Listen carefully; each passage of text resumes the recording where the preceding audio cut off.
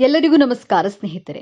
ಯಶಸ್ಸಿನ ಶಿಖರವನ್ನೇರಲು ತಮ್ಮದೇ ಆದ ದಾರಿಯನ್ನ ನಿರ್ಮಿಸಿಕೊಳ್ಳುವ, ನೋವನ್ನೆಲ್ಲ ನುಂಗಿಕೊಂಡು ನಗುವ ಬೀರುವ ಶಿಸ್ತಿನ ಸಿಪಾಯಿಯಂತೆ ಕಾಣುವ, ಆದರೆ ಹೃದಯದಲ್ಲಿ ಪ್ರೀತಿಯ ಮಹಾಸಾಗರವನ್ನೇ ಬಚ್ಚಿಟ್ಕೊಂಡಿರುವ ವ್ಯಕ್ತಿಗಳೇ ಮಕರ ರಾಶಿಯವರು. ಮಕರ ರಾಶಿಯ ಬಂಧುಗಳೇ, ನೀವು ಈಗ ನೋಡ್ತಿರುವ ಈ ವಿಡಿಯೋ ಆಕಸ್ಮಿಕವಾಗಿ ನಿಮ್ಮ ಮುಂದೆ ಬಂದಿಲ್ಲ. ನಿಮ್ಮ ಜೀವನದ ಅತ್ಯಂತ ನಿರ್ಣಾಯಕ ಘಟ್ಟದಲ್ಲಿ ನಿಂತಿರುವ ನಿಮಗೆ ನಿಮ್ಮ ಇಷ್ಟ ದೇವರು ಅಥವಾ ನಿಮ್ಮ ಕುಲದೇವರು ಒಂದು ಪ್ರಮುಖ ಸಂದೇಶವನ್ನ ನೀಡಲು ಬಯಸಿದ್ದಾರೆ. ಮಕರ ರಾಶಿಯವರ ಜೀವನದ ಯಶಸ್ಸು ಅಭಿವೃದ್ಧಿಗೆ ನೀವು ಸುಖವಾಗಿ ನೆಮ್ಮದಿಯಾಗಿ ಮಾನಸಿಕವಾಗಿಯೇ ಆಗ್ಲಿ ದೈಹಿಕವಾಗಿಯೇ ಆಗ್ಲಿ ಪರಿಪೂರ್ಣವಾದಂತಹ ಸುಖಕ್ಕಾಗಿ ನೀವು ಯಾವ 5 ಪ್ರತಿಜ್ಞೆಯನ್ನ ಅಥವಾ ಶಪಥವನ್ನ ಅಥವಾ ಸಂಕಲ್ಪವನ್ನ ಮಾಡಬೇಕು ಎಂಬಂತಹ ಸೂಪರ್ ಇಂಟ್ರೆಸ್ಟಿಂಗ್ ವಿಚಾರಗಳನ್ನ ಈ ವಿಡಿಯೋದಲ್ಲಿ ನಾನು ನಿಮಗೆ ತಿಳಿಸ್ಕೊಡಲಿದ್ದೇನೆ. ಮೊದಲಿಗೆ ಮಕರ ರಾಶಿ ಸ್ನೇಹಿತರೆಲ್ಲರಿಗೂ ನನ್ನ ಚಾನೆಲ್ ಅನ್ನ ಸಬ್ಸ್ಕ್ರೈಬ್ ಮಾಡಿಕೊಂಡು ನನಗೆ ಸಪೋರ್ಟ್ ಮಾಡ್ತಿರುವಂತಹ ಪ್ರತಿಯೊಬ್ಬರಿಗೂ ನನ್ನ ಹೃದಯಪೂರ್ವಕವಾದ ಧನ್ಯವಾದಗಳು. ಈ ಸಮಯದಲ್ಲಿ ನಿಮಗೆ ಎದುರಾಗಲಿರುವ ದೊಡ್ಡ ಕಠಿಣ ಸವಾಲು ಯಾವುದು, ಅದರಿಂದ ನೀವು ಪಾರಾಗೋದು ಹೇಗೆ ತಿಳಿಯಲು ಈ ವಿಡಿಯೋವನ್ನ ಸಂಪೂರ್ಣವಾಗಿ ನೋಡಿ. ಯಾಕಂದ್ರೆ ಇದು ನಿಮಗಾಗಿ ಬಂದಿರುವ ದೈವಿಕ ಸಂದೇಶ. ಹಾಗೆ ಓಂ ಶನೇಶ್ವರಾಯ ನಮಃ ಎಂದು ಕಾಮೆಂಟ್ ಮಾಡಿ, ಹಾಗೆ ವಿಡಿಯೋಗೆ ಲೈಕ್ ಮಾಡಿ. ಮಕರ ರಾಶಿಯವರು ಸತತ ಪ್ರಯತ್ನ ಮಾಡಿದ್ರೂ ನೀವು ಇಷ್ಟಪಟ್ಟಿರೋದು ನಿಮಗೆ ಸಮಯಕ್ಕೆ ಸರಿಯಾಗಿ ಸಿಗೋದಿಲ್ಲ. ನಿಮ್ಮ ಲೈಫ್ನಲ್ಲಿ ಏನನ್ನಾದ್ರೂ ಅಚೀವ್ ಮಾಡಬೇಕು ಅಥವಾ ಒಂದು ಬಿಸ್ನೆಸ್ ಮಾಡಬೇಕು ಅಂದ್ಕೊಂಡ್ರು ತೊಂದರೆ ಬರ್ತಾನೆ ಇರುತ್ತೆ. ಮಕರ ರಾಶಿಯವರ ಪ್ಲಸ್ ಪಾಯಿಂಟ್ಸ್ ಏನಂದ್ರೆ, ಏನೇ ಕಷ್ಟಗಳು ಬಂದರೂ ಬಹಳ ತಾಳ್ಮೆ ಸಮಾಧಾನದಿಂದ ಸಾಧನೆ ಮಾಡುವವರು, ನಗುಮುಖದಿಂದ ಚರಿತ್ರೆಯನ್ನ ಇತಿಹಾಸವನ್ನ ಸೃಷ್ಟಿ ಮಾಡುವರು. ಈ ಇತಿಹಾಸ ಸೃಷ್ಟಿಸಲು ಅಭಿವೃದ್ಧಿಯಾಗಲು ನೀವು ಯಾವ 5 ಪ್ರತಿಜ್ಞೆಯನ್ನ ಪಾಲಿಸಬೇಕು ಅಂತ ನೋಡೋಣ. ಮಕರ ರಾಶಿಯವರು ಕೈಗೊಳ್ಳಬೇಕಾದಂತಹ ಮೊದಲನೆಯ ಸಂಕಲ್ಪ ಅಥವಾ ಪ್ರತಿಜ್ಞೆ, ನಾನು ಒಂದು ಹೊಸ ಮನೆಯನ್ನ ಕಟ್ಟಲೇಬೇಕು ಎಂಬಂತಹ ದೃಢ ಸಂಕಲ್ಪವನ್ನ ಮಾಡಿ. ಏನೇ ಆಗ್ಲಿ ನನಗೆ ಸ್ವಂತ ಮನೆ ಅಥವಾ ಹೊಸ ವೆಹಿಕಲ್ ಅನ್ನ ಪರ್ಚೇಸ್ ಮಾಡಬೇಕು ಅಂದುಕೊಳ್ಳಿ. ಮಕರ ರಾಶಿಯವರು 2 ಅಥವಾ 3 ಸೈಟ್ಗಳು ಇದ್ರೂ ಮನೆ ಕಟ್ಟೋದಕ್ಕೆ ಸಾಧ್ಯವಾಗೋದಿಲ್ಲ, ಅಥವಾ ಸ್ವಂತ ಮನೆ ಇದ್ರೂ ಸಹ ಆ ಮನೆಯನ್ನ ಮಾರುವಂತಹ ಪರಿಸ್ಥಿತಿಗಳು ಸೃಷ್ಟಿಯಾಗುತ್ತದೆ, ಅಥವಾ ಕಾರಣಾಂತರಗಳಿಂದ ಸ್ವಂತ ಮನೆ ಇದ್ರೂ ಬಾಡಿಗೆ ಮನೆಯಲ್ಲಿ ವಾಸವಾಗಿರುವಂತಹ ಪರಿಸ್ಥಿತಿ. ಅದರಿಂದ ಸಂಕಲ್ಪವನ್ನ ಸ್ಟ್ರಾಂಗ್ ಆಗಿ ಮಾಡಿಕೊಳ್ಳಿ. ಹಳೆ ವಾಹನಗಳನ್ನ ಓಡಿಸ್ತಾ ಇರ್ತೀರಾ, ಹೊಸ ವಾಹನ ಖರೀದಿ ಮಾಡಬೇಕು, ಸ್ವಂತ ಮನೆ ಕಟ್ಟಲೇಬೇಕು ಎಂಬಂತಹ ದೃಢ ಸಂಕಲ್ಪವನ್ನ ಮಾಡಿ. ಅಯ್ಯೋ ನನ್ನ ಹಣೆ ಬರಹನೇ ಸರಿ ಇಲ್ಲ, ನನ್ನ ಹಣೆ ಬರಹ ಇಷ್ಟೇನೆ ಅಂತ ನೆಗೆಟಿವ್ ಆಗಿ ಯೋಚನೆ ಮಾಡೋದನ್ನ ಬಿಡಬೇಕು. ನನ್ನ ಕೈಯಲ್ಲಿಯೂ ಸಾಧ್ಯ ಎಂದು ಅಸಾಧ್ಯವಾದದನ್ನ ಸಾಧ್ಯವಾಗಿಸುವಂತಹ ದೃಢ ಸಂಕಲ್ಪವನ್ನ ಮಾಡಿ. ನಿಮ್ಮ ಆಸೆಗಳು ಖಂಡಿತವಾಗಿ ನೆರವೇರಿಸಿಕೊಳ್ಳಬಹುದು. ಎರಡನೆಯ ಸಂಕಲ್ಪ, ಸಂಬಂಧಿಕರು, ಕುಟುಂಬದವರು, ಸ್ನೇಹಿತರ ಮಾತನ್ನ, ವ್ಯಂಗ್ಯ ಮಾತುಗಳನ್ನ ಕಿವಿಯಲ್ಲಿ ಹಾಕಿಕೊಳ್ಳಬೇಡಿ. ವ್ಯಂಗ್ಯವಾಗಿ ಮಾತನಾಡಿಸುವ ನಿಮ್ಮ ಅಕ್ಕ ತಂಗಿನೇ ಆದ್ರೂ ಸರಿ, ನಿಮ್ಮ ಸಂಬಂಧಿಕರೇ ಆದ್ರೂ ಸರಿ, ಅಧಿಕಾರಿಗಳು, ಕೋವರ್ಕರ್ಸ್ ಯಾರಾದ್ರೂ ಸರಿ, ಅವರ ಮಾತುಗಳನ್ನ ನೆಗ್ಲೆಕ್ಟ್ ಮಾಡಿ, ಕೇಳಿಸಿದ್ರೂ ಕೇಳಿಸದ ಹಾಗೆ ಇರಬೇಕಾಗತ್ತೆ. ಅವರು ನಿಮ್ಮನ್ನ ಹೊಗಳುತ್ತಾ ಇಲ್ಲ, ತೆಗಳಿಕೆಯ ಮಾತುಗಳನ್ನ ನಿರ್ಲಕ್ಷ್ಯವನ್ನ ಮಾಡ್ತಾ ಇದ್ದಾರೆ. ನಿನಗೆ ವಯಸ್ಸಾಗ್ತಿದೆ, ಏನ್ ಸಾಧನೆ ಮಾಡಿಲ್ಲ ಅಂತ ಹೇಳಿದ್ರು ತಲೆ ಕೆಡಿಸ್ಕೊಳ್ಬೇಡಿ. ನಿಮ್ಮ ತಾಕತ್ತು, ನಿಮ್ಮ ಶಕ್ತಿ, ನಿಮ್ಮ ಸಾಮರ್ಥ್ಯ, ನಿಮ್ಮ ಟ್ಯಾಲೆಂಟ್ ಬಗ್ಗೆ ನಿಮಗೆ ಗೊತ್ತು, ಅವರಿಗೇನು ಗೊತ್ತಿರುತ್ತೆ ಅಲ್ವಾ. ಆದ್ದರಿಂದ ನಿಮ್ಮ ಸಾಮರ್ಥ್ಯದ ಮೇಲೆ ನಂಬಿಕೆಯನ್ನ ಇಟ್ಟು ಬೇರೆಯವರ ನಿರ್ಲಕ್ಷ್ಯದ ಮಾತುಗಳನ್ನ ಇಗ್ನೋರ್ ಮಾಡುವಂತಹ ಸಂಕಲ್ಪವನ್ನ ತೆಗೆದುಕೊಳ್ಬೇಕಾಗತ್ತೆ. ಹಾಲಿಗೆ ಒಂದೇ ಒಂದು ಹನಿ ಹುಳಿಯನ್ನ ಹಿಂಡಿದ್ರೆ ಸಾಕು, ಆ ಹಾಲು ಒಡೆದು ಹೋಗುತ್ತೆ. ನೀವು ಈ ರೀತಿ ನೆಗೆಟಿವ್ ಆಗಿ ಮಾತನಾಡುವವರ ಕಡೆ ಕಿವಿಗೊಡದೆ ನಿಮ್ಮ ಗೋಲ್ ಕಡೆ ಫೋಕಸ್ಡ್ ಆಗಿರಬೇಕಾಗತ್ತೆ. ಈ ಸಂಕಲ್ಪವನ್ನ ಖಂಡಿತವಾಗಿಯೂ ಮಾಡಿ. ಮೂರನೆಯ ಪ್ರತಿಜ್ಞೆ, ಹಾರ್ಡ್ ವರ್ಕ್ ಮಾಡುವಂತಹ ಬರದಲ್ಲಿ ಆರೋಗ್ಯವನ್ನ ಕೆಡಿಸ್ಕೊಳ್ಳೋದಕ್ಕೆ ಹೋಗಬೇಡಿ. ಆರೋಗ್ಯ ಚೆನ್ನಾಗಿದ್ರೆ ನಾವು ಜೀವನದಲ್ಲಿ ಯಾವ ಸಾಧನೆಯನ್ನಾದ್ರೂ ಮಾಡಬಹುದು, ಹಣವನ್ನ ಸಹ ದುಡಿಯಬಹುದು. ಆದ್ರೆ ಆರೋಗ್ಯವನ್ನ ಚೆನ್ನಾಗಿಟ್ಕೊಂಡ್ರೆ ಮಾತ್ರ ಹಣವನ್ನ ದುಡಿಯಲು ಸಾಧ್ಯ. ನಿಮ್ಮ ಮಾನಸಿಕ ಹಾಗೂ ದೈಹಿಕ ಆರೋಗ್ಯದ ಕಡೆ ಹೆಚ್ಚಿನ ಗಮನವನ್ನ ಕೊಡಿ. ನಿಮ್ಮ ಮನಸ್ಸಿಗೆ ಅನಿಸಿದ ಹಾಗೆ ಮನಸ್ಫೂರ್ತಿಯಾಗಿ ಕೆಲಸವನ್ನ ಮಾಡಿ. ನಿಮಗೆ ಇಷ್ಟವಾದಂತಹ ಊಟವನ್ನ ಮಾಡಿ. ಬೇರೆಯವರಿಗೋಸ್ಕರ ಕಾಂಪ್ರಮೈಸ್ ಮಾಡ್ಕೊಳ್ಳೋದನ್ನ, ಅಡ್ಜಸ್ಟ್ ಮಾಡ್ಕೊಳ್ಳೋದನ್ನ, ನಿಮ್ಮ ಮನದಾಳದ ಇಚ್ಛೆಗಳಿಗೆ ವಿರುದ್ಧವಾಗಿ ನಡೆದುಕೊಳ್ಬೇಡಿ. ನಂತರ ಪಶ್ಚಾತ್ತಾಪವನ್ನ ಪಡೋ ಹಾಗಿಲ್ಲ. ನನ್ನ ಆರೋಗ್ಯವನ್ನ ಕಾಪಾಡಿಕೊಳ್ತೇನೆ ಅಂತ ಸಂಕಲ್ಪ ಮಾಡಿ. ನೀವು ಮಾನಸಿಕವಾಗಿ ಕುಗ್ಗಿದಾಗ ಇದು ನಿಮ್ಮ ದೈಹಿಕ ಆರೋಗ್ಯದ ಮೇಲೆಯೂ ಕೂಡ ಸಹ ಪ್ರಭಾವವನ್ನು ಬೀರುತ್ತೆ. ಆದ್ದರಿಂದ ಏನೇ ಕಷ್ಟ ಬಂದರೂ ನಗುಮುಖದಿಂದ ಸ್ವಾಗತಿಸಿ. ಮೆಂಟಲಿ ಫಿಸಿಕಲಿ ಬ್ಯಾಲೆನ್ಸ್ಡ್ ಆಗಿರುವಂತಹ ಸಂಕಲ್ಪವನ್ನ ಮಾಡಿ. 4ನೇಯದ್ದಾಗಿ ಮಕರ ರಾಶಿಯವರು ತನ್ನ ಜನ್ಮಸ್ಥಳದಿಂದ ದೂರ ಹೋದ್ರೆ ಆದಾಯ ಹೆಚ್ಚಾಗಿ ಆಗುವುದು. ಆದ್ರಿಂದ ನೀವು ಹುಟ್ಟಿರುವಂತಹ ಊರಿನಿಂದ 100 ಕಿಲೋಮೀಟರ್ ಅಥವಾ 500 ಕಿಲೋಮೀಟರ್ ಅಥವಾ ಫಾರಿನ್ನಲ್ಲಿ ಜಾಬ್ ಆಫರ್ ಬಂದರೂ ಸಹ ಭಯಪಡದೆ ಹೊರದೇಶದಲ್ಲಿ ದುಡಿದಾಗ ನಿಮಗೆ ಹೆಚ್ಚಿನ ಸಕ್ಸಸ್ ಲಾಭ ಸಿಗೋದು. ಮಕರ ರಾಶಿಯವರು ತಾನು ಹುಟ್ಟಿದ ಊರಿನ ಮೇಲೆ ವಿಶೇಷವಾದಂತಹ ಪ್ರೀತಿಯನ್ನ ಇಟ್ಕೊಂಡಿರ್ತೀರಾ. ಆದ್ರೂ ಸಹ ನೀವು ಹೆಚ್ಚಾಗಿ ಹಣ ಸಂಪಾದನೆ ಮಾಡಬೇಕು, ಹೆಸರು ಕೀರ್ತಿಯನ್ನ ಗಳಿಸಬೇಕು ಅನ್ಕೊಂಡಿದ್ರೆ ಖಂಡಿತವಾಗಿಯೂ ಸ್ಥಾನ ಪರಿವರ್ತನೆ ಆಗಲೇಬೇಕು. ನಿಮ್ಮ ಹುಟ್ಟೂರು ನಿಮಗೆ ಜನ್ಮ ಕೊಟ್ಟ ತಾಯಿ ರೀತಿ, ಹೊರದೇಶದ ದುಡಿಮೆ ನಿಮ್ಮ ಹೆಂಡತಿ ಅಥವಾ ಜೀವನ ಸಂಗಾತಿಯ ರೀತಿ. ಜೀವನ ಸಂಗಾತಿ ಬಂದಾಗ ನಮ್ಮ ತಾಯಿಯನ್ನ ಮರೆಯೋದಕ್ಕೆ ಸಾಧ್ಯ ಇಲ್ಲ ಅಲ್ವಾ? ಅದೇ ರೀತಿ ಹೊರ ರಾಷ್ಟ್ರ, ಹೊರ ದೇಶ, ಹೊರ ರಾಜ್ಯದಲ್ಲಿ ಕೆಲಸವನ್ನ ಮಾಡಿ, ಸಾಧನೆಯನ್ನ ಮಾಡಿ, ಆ ಹಣದಿಂದ ನಿಮ್ಮ ತಾಯಿ ನಾಡಿಗೆ, ನಿಮ್ಮ ಹುಟ್ಟೂರಿಗೆ ಸಹಾಯವನ್ನ ಮಾಡಿ, ಹುಟ್ಟೂರಲ್ಲೇ ಇದ್ದು ಭೂಮಿಗೆ ಭಾರವಾಗಿ ಬದುಕೋದಕ್ಕಿಂತ ಹೊರಗಡೆ ಹೋಗಿ ದುಡಿದು ನಿಮ್ಮ ತಾಯಿಗೂ ತಾಯಿನಾಡಿಗೂ ಹೆಮ್ಮೆಯನ್ನ ತರಬೇಕು ಎನ್ನುವಂತಹ ಸಂಕಲ್ಪವನ್ನ ದೃಢವಾಗಿ ಮಾಡಿ. 5ನೇಯದ್ದಾಗಿ ನಿಮ್ಮ ಮೇಲೆ ಅಧಿಕಾರ ಚಲಾಯಿಸುವ ನಿಮ್ಮ ಮೇಲಧಿಕಾರಿಗಳು, ನಿಮ್ಮ ಬಾಸ್, ನಿಮ್ಮ ಕೋವರ್ಕರ್ಸ್ ಯಾರಾದ್ರೂ ಸರಿ ನಿಮಗೆ ತೊಂದರೆಯನ್ನ ಕೊಡ್ತಾ ಇದ್ರೆ ಅವರನ್ನ ನೀವು ಇಗ್ನೋರ್ ಮಾಡಲೇಬೇಕು. ನೀವು ಸ್ಟ್ರೈಟ್ ಫಾರ್ವರ್ಡ್ ಆಗಿ ಮಾತನಾಡ್ತೀರಾ. ಸತ್ಯವಾಗಿ ಮಾತನಾಡುವವರಿಗೆ ಶತ್ರುಗಳು ತುಂಬಾ ಜಾಸ್ತಿನೇ ಇರ್ತಾರೆ ಮತ್ತು ತುಂಬಾ ರಿಸರ್ವ್ಡ್ ಆಗಿ ಇರ್ತೀರಾ ನೀವು. ಅದರಿಂದಲೇ ಅಧಿಕಾರಿಗಳು, ನಿಮ್ಮ ಕೋವರ್ಕರ್ಸ್ ನಿಮ್ಮ ಮೇಲೆ ಅಧಿಕಾರವನ್ನ ಚಲಾಯಿಸಿದ್ರು ಎದುರು ಮಾತನಾಡದೆ ಅವರನ್ನ ಅವಾಯ್ಡ್ ಮಾಡಿ. ಅವಶ್ಯಕತೆ ಇದ್ರೆ ಮಾತ್ರ ಅವರಿಗೆ ಎದುರು ಉತ್ತರವನ್ನ ಕೊಡಿ, ಮಾತನಾಡಿ. ಇಲ್ಲದಿದ್ರೆ ಆ ಜಾಗವನ್ನೇ ಖಾಲಿ ಮಾಡಿ. ಈ 5 ಸಂಕಲ್ಪವನ್ನ ನಿಮ್ಮ ಜೀವನದಲ್ಲಿ ಪಾಲಿಸಿ ನೋಡಿ. ನಿಮ್ಮ ಯಶಸ್ಸು, ಗೆಲುವನ್ನ ತಡೆಯಲು ಯಾರಿಂದಲೂ ಸಾಧ್ಯವಾಗುವುದಿಲ್ಲ. ನಾವು ಈ ಭೂಮಿ ಮೇಲೆ ಹುಟ್ಟಿದ ಮೇಲೆ ಏನನ್ನೂ ಮಾಡದೆ ಸಾಯಬಾರದು. ಏನನ್ನಾದ್ರೂ ನಮ್ಮದು ಅಂತ ಐಡೆಂಟಿಟಿ ಕ್ರಿಯೇಟ್ ಮಾಡಬೇಕು. ಹೆಸರು, ಕೀರ್ತಿ, ಸಾಧನೆಯನ್ನ ಮಾಡಿ ಇತಿಹಾಸವನ್ನ ಸೃಷ್ಟಿಸಿ ಸಾಯಬೇಕು. ಆಗಲೇ ಈ ಮಾನವನ ಜನ್ಮಕ್ಕೆ ಸಾರ್ಥಕತೆ ಸಿಗೋದು. ಈ ಸಾರ್ಥಕತೆಯ ಜೀವನ ನಿಮ್ಮದಾಗ್ಲಿ ಅಂತ ಆಶಿಸ್ತೇನೆ. ಹಾಗಾದ್ರೆ ಈ ದೊಡ್ಡ ಸಮಸ್ಯೆಯಿಂದ ಪಾರಾಗೋದು ಹೇಗೆ? ಯಶಸ್ಸನ್ನ ಶಾಶ್ವತವಾಗಿ ಉಳಿಸ್ಕೊಳ್ಳೋದು ಹೇಗೆ? ಪರಿಹಾರ ತುಂಬಾ ಸರಳವಾಗಿದೆ. ಆದ್ರೆ ಇದನ್ನ ನೀವು ಅತ್ಯಂತ ಶ್ರದ್ಧೆಯಿಂದ ಪಾಲಿಸಬೇಕು. ನಿಮ್ಮ ರಾಶ್ಯಾಧಿಪತಿ ಶನಿ ಮಹಾತ್ಮನು ಸೇವೆಯಿಂದ ಮಾತ್ರ ಸಂತುಷ್ಟನಾಗ್ತಾನೆ. ಪ್ರತಿ ಶನಿವಾರ ನಿಮ್ಮ ಕೈಯಲಾದಷ್ಟು ಬಡವರಿಗೆ, ವೃದ್ಧರಿಗೆ ಅಥವಾ ದೈಹಿಕವಾಗಿ ಅಶಕ್ತರಿಗೆ ಅನ್ನದಾನ ಅಥವಾ ವಸ್ತ್ರದಾನ ಮಾಡಿ. ಇದು ನಿಮ್ಮ ಕರ್ಮವನ್ನ ಶುದ್ಧವಾಗಿಸುತ್ತದೆ. ನಿಮ್ಮ ನಿರಾಶವಾದವನ್ನ ಹೋಗಲಾಡಿಸಲು ಪ್ರತಿ ಶನಿವಾರ ಹತ್ತಿರದ ಆಂಜನೇಯನ ದೇವಸ್ಥಾನಕ್ಕೆ ಅಥವಾ ವೆಂಕಟೇಶ್ವರ ಸ್ವಾಮಿ ದೇವಸ್ಥಾನಕ್ಕೆ ಭೇಟಿ ನೀಡಿ. ಶನಿದೇವನಿಗೆ ಎಳ್ಳೆಣ್ಣೆ ದೀಪ ಹಚ್ಚಿ. ಇದು ನಿಮ್ಮ ಮನಸ್ಸಿನ ಅನುಮಾನಗಳನ್ನ ದೂರ ಮಾಡಿ ಸ್ಥಿರತೆಯನ್ನ ನೀಡುತ್ತದೆ. ನಿಮಗೆ ಸಣ್ಣ ಯಶಸ್ಸು ಸಿಕ್ಕಾಗ್ಲೂ ತಕ್ಷಣ ನಿಮ್ಮ ಇಷ್ಟ ದೇವರನ್ನ ಅಥವಾ ಕುಲದೇವರನ್ನ ಮನಸ್ಸಿನಲ್ಲಿ ಸ್ಮರಿಸಿ. ಇದೆಲ್ಲ ನಿನ್ನ ಕೃಪೆ ಎಂದು ಕೃತಜ್ಞತೆಯನ್ನ ಸಲ್ಲಿಸಿ. ನಿಮ್ಮ ಸಂತೋಷವನ್ನ ಕನಿಷ್ಠ ಒಬ್ಬರ ಜೊತೆಗಾದ್ರೂ ಹಂಚಿಕೊಳ್ಳಿ. ಈ ಒಂದು ಅಭ್ಯಾಸ ನಿಮ್ಮ ನಿರಾಶವಾದವನ್ನ ಒಡೆದು ನಿಮ್ಮ ಭಾಗ್ಯವನ್ನ ನಿಮ್ಮ ಬಳಿಯೇ ಉಳಿಸುತ್ತದೆ. ಮಕರ ರಾಶಿಯವರೇ, ನಿಮ್ಮ ಜೀವನದಲ್ಲಿ ಸಂಪೂರ್ಣವಾಗಿ ಬದಲಾಯಿಸುವಂತಹ ಶಕ್ತಿ. ಈಗ ನಿಮ್ಮ ಸಹನೆಯ ಪರೀಕ್ಷೆ ಮುಗಿದಿದೆ. ಈಗ ವಿಜಯೋತ್ಸವದ ಆರಂಭವಾಗಲಿದೆ. ನೀವು ಅನುಭವಿಸಿದ ಪ್ರತಿಯೊಂದು ನೋವಿಗೂ ಈಗ ಪ್ರತಿಫಲ ಸಿಗಲಿದೆ. ನಿಮ್ಮ ಶ್ರಮದ ಕಣ್ಣೀರು ಈಗ ಆನಂದ ಭಾಷ್ಪವಾಗಿ ಬದಲಾಗುವ ಸಮಯ ಬಂದಿದೆ. ನೆನಪಿಡಿ, ಈ ವಿಡಿಯೋ ನಿಮಗೆ ತಲುಪಿದ್ದು ಆಕಸ್ಮಿಕವಲ್ಲ. ಇದು ನಿಮ್ಮ ಇಷ್ಟ ದೇವರು ನಿಮಗೆ ನೀಡುತ್ತಿರುವ ಸ್ಪಷ್ಟ ಸಂದೇಶ. ಈ ಅದ್ಭುತ ಸಮಯವನ್ನ ಸದುಪಯೋಗ ಪಡಿಸಿಕೊಳ್ಳಿ. ನಿಮ್ಮ ಜೀವನದ ಹೊಸ ಅಧ್ಯಾಯಕ್ಕೆ ತಯಾರಾಗಿರಿ. ನಿಮ್ಮ ನಂಬಿಕೆಯ ಸಂಕೇತವಾಗಿ ನಿಮ್ಮ ಜೀವನ ಬದಲಾಗಬೇಕು ಎನ್ನುವ ಸಂಕಲ್ಪದೊಂದಿಗೆ ತಪ್ಪದೆ ನಿಮ್ಮ ಕುಲದೇವರ ಅಥವಾ ನಿಮ್ಮ ಇಷ್ಟ ದೇವರ ಹೆಸರನ್ನ ಕಾಮೆಂಟ್ ಮಾಡಿ ಅಥವಾ ಜೈ ಶನಿದೇವ ಎಂದು ಬರೆಯಿರಿ. ಆ ಭಗವಂತನು ನಿಮ್ಮನ್ನ ಸದಾ ಕಾಪಾಡಲಿ. ಸರ್ವೇ ಜನ ಸುಖಿನೋ ಭವತು. ಇದೇ ತರಹದ ಜ್ಯೋತಿಷ್ಯಕ್ಕೆ ಸಂಬಂಧಪಟ್ಟಂತಹ ವಿಡಿಯೋ ನೋಡಲು ನಮ್ಮ ಚಾನೆಲ್ ಅನ್ನ ಸಬ್ಸ್ಕ್ರೈಬ್ ಮಾಡಿಕೊಳ್ಳಿರಿ.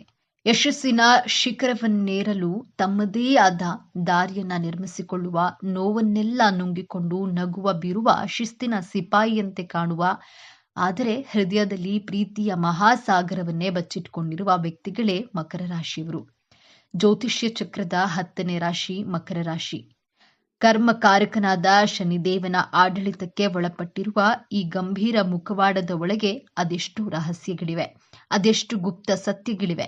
ನೀವು ಮಕರ ರಾಶಿಯವರಾಗಿದ್ರೆ ತಪ್ಪದೆ ಪೂರ್ತಿ ವಿಡಿಯೋ ನೋಡಿ. ನಿಮ್ಮ ಜೀವನದ ಕೆಲವು ತಪ್ಪುಗಳನ್ನ ತಿಳಿದುಕೊಂಡು ಮುನ್ನಡೆಯುವ ಸಮಯವಿದು. ಅದಕ್ಕಿಂತ ಮೊದಲು ಜೈ ಶನಿದೇವ ಎಂದು ಕಾಮೆಂಟ್ ಮಾಡಿ. ಸ್ನೇಹಿತರೆ, ರಾಶಿ ಚಕ್ರದಲ್ಲೇ ಅತ್ಯಂತ ಶಿಸ್ತುಬದ್ಧ, ಜವಾಬ್ದಾರಿಯುತ ಮತ್ತು ಮಹತ್ವಾಕಾಂಕ್ಷೆಯ ರಾಶಿಯಾದ ಮಕರ ರಾಶಿಯ ಬಗ್ಗೆ ಇಂದು ನಾವು ಸಂಪೂರ್ಣವಾಗಿ ತಿಳಿದುಕೊಳ್ಳೋಣ.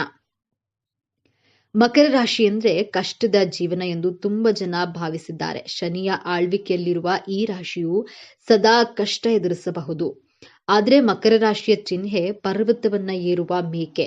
ಇದು ಕೇವಲ ಒಂದು ಚಿಹ್ನೆ ಅಲ್ಲ, ಮಕರ ರಾಶಿಯವರ ಜೀವನ ಮತ್ತು ವ್ಯಕ್ತಿತ್ವದ ಸಂಪೂರ್ಣ ಪ್ರತಿಬಿಂಬ. ಮೇಕೆಯಂತೆ ಅವರು ನಿಧಾನವಾಗಿ ಆದ್ರೆ ಸ್ಥಿರವಾಗಿ ತಮ್ಮ ಗುರಿಯತ್ತ ಸಾಗುತ್ತಾರೆ.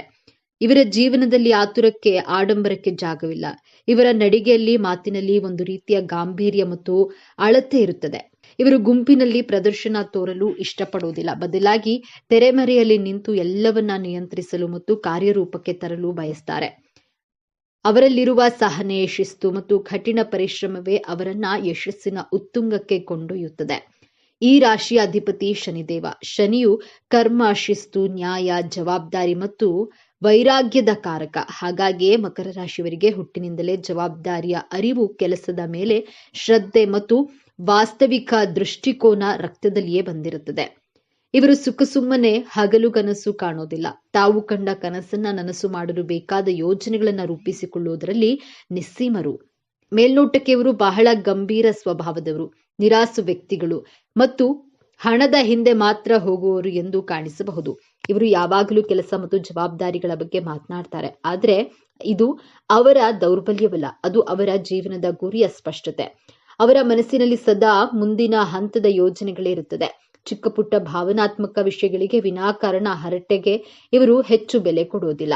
ಸಮಾಜದಲ್ಲಿ ಒಂದು ಗೌರವಾನ್ವಿತ ಸ್ಥಾನ, ಆರ್ಥಿಕ ಭದ್ರತೆ ಮತ್ತು ತಮ್ಮ ಕರ್ತವ್ಯವನ್ನ ಸರಿಯಾಗಿ ನಿಭಾಯಿಸುವುದೇ ಇವರ ಜೀವನದ ಪರಮ ಗುರಿ.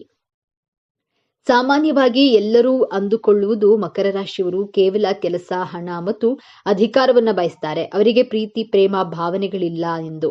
ಆದ್ರೆ ಇಲ್ಲಿದೆ ನೋಡಿ ಮೊದಲ ತಿರುವು. ಮಕರ ರಾಶಿಯವರು ಅತ್ಯಂತ ಆಳವಾದ ಪ್ರೀತಿಯನ್ನ ಮತ್ತು ಕಾಳಜಿಯನ್ನ ಹೊಂದಿರುವ ವ್ಯಕ್ತಿಗಳು. ಹೌದು, ನೀವು ಕೇಳಿದ್ದು ಸರಿ. ತಮ್ಮ ಗಂಭೀರ ಮತ್ತು ಕಠಿಣ ಮುಖವಾಡದ ಹಿಂದೆ ಅವರು ತಮ್ಮ ಕುಟುಂಬದ ಮತ್ತು ಪ್ರೀತಿ ಪಾತ್ರರ ಬಗ್ಗೆ ಅಪಾರವಾದ ವಾತ್ಸಲ್ಯವನ್ನ ಬಚ್ಚಿಟ್ಕೊಂಡಿರ್ತಾರೆ. ಇವರು ತಮ್ಮ ಪ್ರೀತಿಯನ್ನ ಸಿಂಹ ರಾಶಿಯವರಂತೆ ಆಡಂಬರದಿಂದ ತೋರಿಸಿಕೊಳ್ಳುವುದಿಲ್ಲ, ಬದಲಾಗಿ ತಮ್ಮವರ ಭವಿಷ್ಯವನ್ನ ಭದ್ರಪಡಿಸುವ ಮೂಲಕ, ಅವರಿಗೆ ಬೇಕಾದ ಎಲ್ಲಾ ಸೌಕರ್ಯಗಳನ್ನ ಒದಗಿಸುವ ಮೂಲಕ ಮತ್ತು ಕಷ್ಟಕಾಲದಲ್ಲಿ ಬಂಡೆಯಂತೆ ಅವರ ಜೊತೆ ನಿಲ್ಲುವ ಮೂಲಕ ತಮ್ಮ ಪ್ರೀತಿಯನ್ನ ವ್ಯಕ್ತಪಡಿಸ್ತಾರೆ. ಇವರ ಪ್ರೀತಿ ಮಾತಿಗಿಂತ ಕೃತಿಯಲ್ಲಿ ವ್ಯಕ್ತವಾಗುತ್ತದೆ.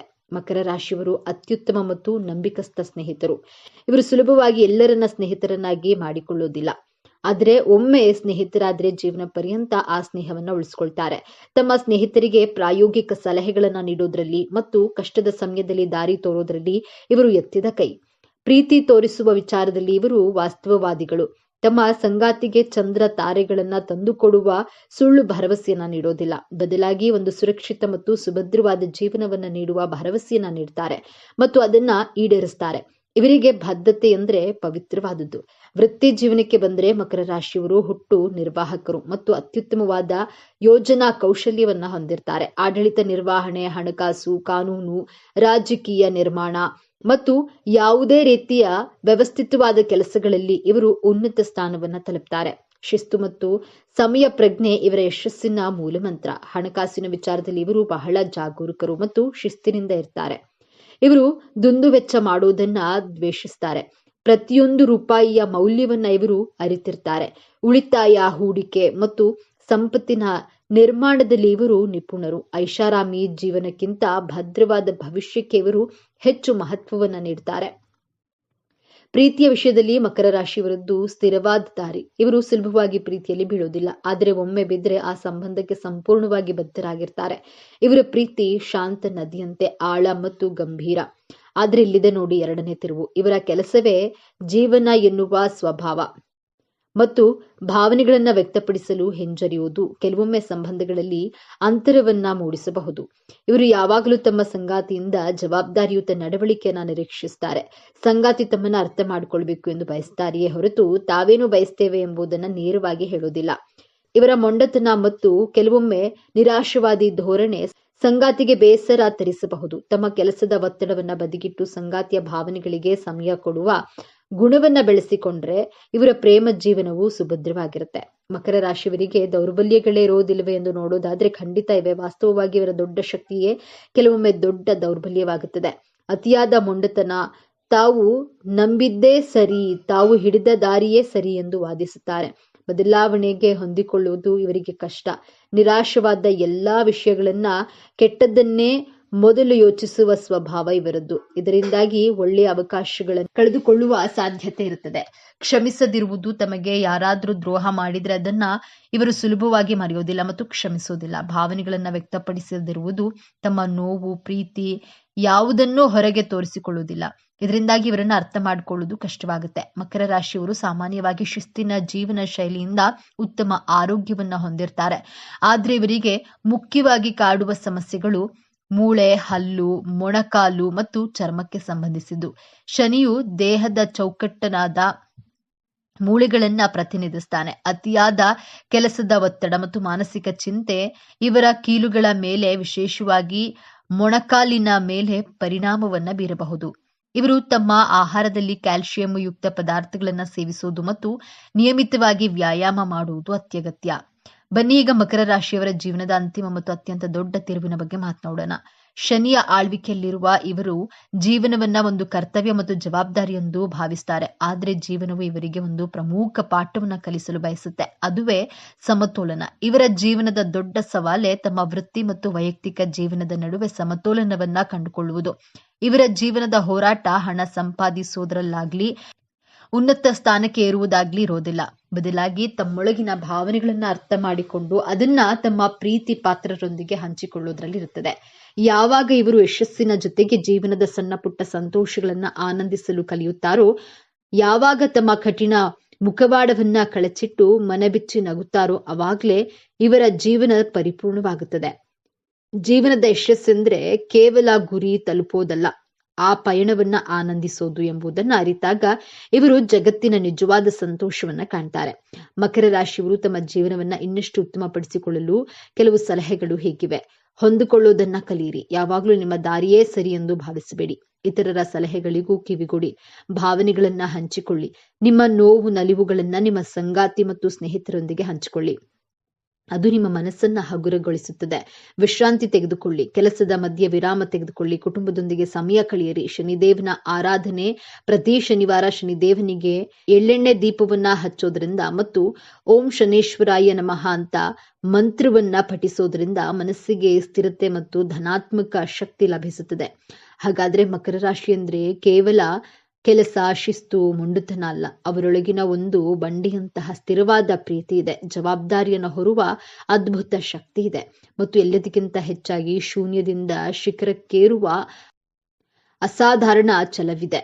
ಮೇಲ್ನೋಟಕ್ಕೆ ಕಲ್ಲು ಬಂಡೆಯಂತೆ ಕಠಿಣವಾಗಿ ಕಂಡರೂ ಅವರು ತಮ್ಮ ಪ್ರೀತಿ ಪಾತ್ರರಿಗೆ ಆಶ್ರಯ ನೀಡುವ ದೊಡ್ಡ ಪರ್ವತ. ಮುಂದಿನ ಬಾರಿ ನೀವು ಯಾವುದೇ ಮಕರ ರಾಶಿಯವರನ್ನ ಭೇಟಿಯಾದಾಗ ಅವರ ಗಂಭೀರತೆಯ ಹಿಂದಿರುವ ಆ ಕಾಳಜಿಯುಳ್ಳ ಹೃದಯವನ್ನ ಅರ್ಥ ಮಾಡಿಕೊಳ್ಳಲು ಪ್ರಯತ್ನಿಸಿ. ಇದೇ ತರಹದ ಜ್ಯೋತಿಷ್ಯಕ್ಕೆ ಸಂಬಂಧಪಟ್ಟಂತಹ ವಿಡಿಯೋ ನೋಡಲು ನಮ್ಮ ಚಾನೆಲ್ಗೆ ಸಬ್ಸ್ಕ್ರೈಬ್ ಆಗಿ, ವಿಡಿಯೋ ಲೈಕ್ ಮಾಡಿ, ಶೇರ್ ಮಾಡಿ.